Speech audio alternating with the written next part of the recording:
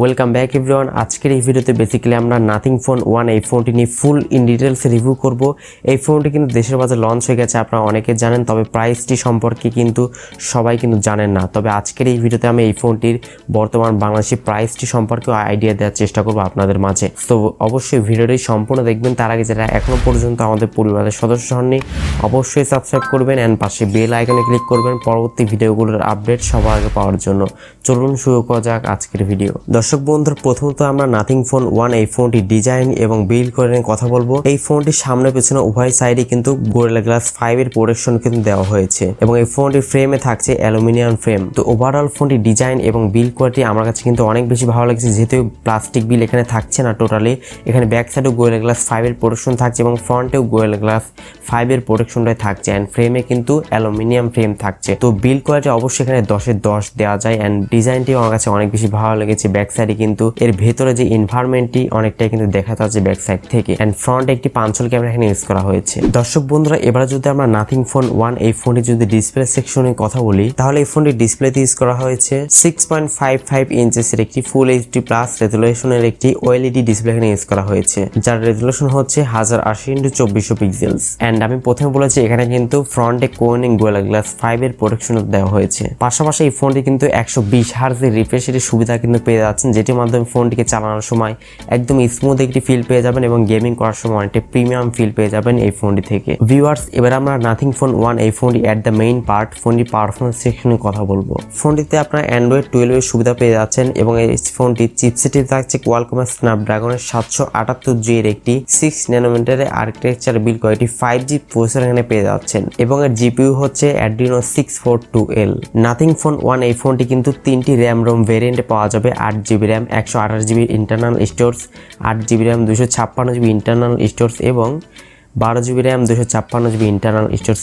Almost 3টি ভেরিয়েন্টে ফোনটি আপনারা পেয়ে যাবেন অ্যান্ড এই ফোনটি কিন্তু আপনারা এক্সট্রা করে কোনো প্রকার মেমোরি কার্ড ইউজ করতে পারবেন না। এখানে কোনো প্রকার ডেডিকেটেড স্লট দেওয়া হয়নি।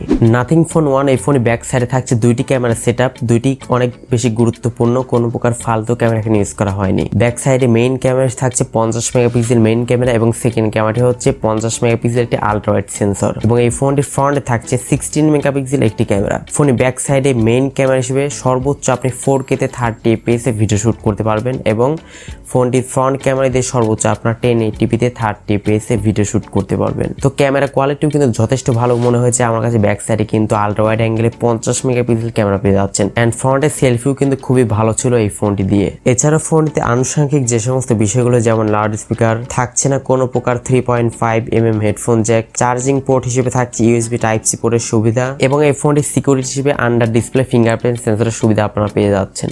সো দর্শক বন্ধুরা, এট লাস্ট যদি আমরা এই ফোনটি ব্যাটারি সেকশনে কথা বলি, তাহলে এই ফোনটি ব্যাটারিতে ইউজ করা যায় 4500 mAh ব্যাটারি, যেটির মাধ্যমে কিন্তু মোটামুটি আপনার একদিন মতো খুব ভালো মতোই চার্জিং ব্যাকআপ পেয়ে যাবেন।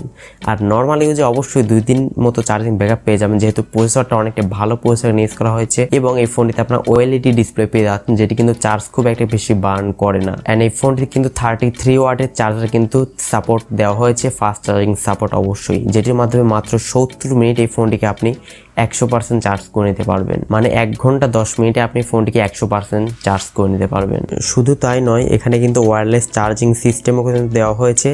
15 ওয়াট পর্যন্ত কিন্তু ওয়্যারলেস চার্জিং আপনি করতে পারবেন এবং এই ফোনতে রিভার্স ওয়্যারলেস চার্জিং সাপোর্টটা দেওয়া হয়েছে মাত্র 5 ওয়াটের মতো। এই ফোনটি 2টি কালার ভেরিয়েন্টে আপনি পেয়ে যাবেন, white colour and black colour. 2টি কালারে কিন্তু আমার কাছে অনেক বেশি ভালো লেগেছে। আপনার কাছে কেমন লেগেছে অবশ্যই কমেন্টে লিখে জানাবেন। সো দর্শক বন্ধুরা, অনেক বিষয় নিয়ে তো কথা হলো, এখন কথা বলছে কি এই ফোনটি দেশের বাজারে কত প্রাইস রেঞ্জে আসলে লঞ্চ হয়েছে। এই ব্যাপারটা যদিও বা একদম ক্লিয়ারলি বলা যাচ্ছে না, কেননা এটার প্রাইসটা কিন্তু এক্স্যাক্টলি কোথাও আসলে মেনশন করা হয়নি। তবে ধারণা করা যাচ্ছে এই ফোনটির প্রাইসটি হতে পারে সম্ভবত 45 থেকে 50 হাজার টাকার মধ্যেই হতে পারে। আশা করছি বিষয়টা আপনারা বুঝতে পেরেছেন। তো ভিডিওটি ভালো লাগলে অবশ্যই একটি লাইক দিবেন, চ্যানেলটিতে নতুন দর্শক হয়ে থাকলে অবশ্যই সাবস্ক্রাইব করে আমাদের সাথেই থাকবেন। সো আজকের মতো এই পর্যন্তই, দেখা হচ্ছে পরবর্তী কোনো নতুন ভিডিওতে। সে পর্যন্ত সবাই ভালো থাকবেন। আল্লাহ হাফেজ, আসসালামু আলাইকুম রহমতুল্লাহ।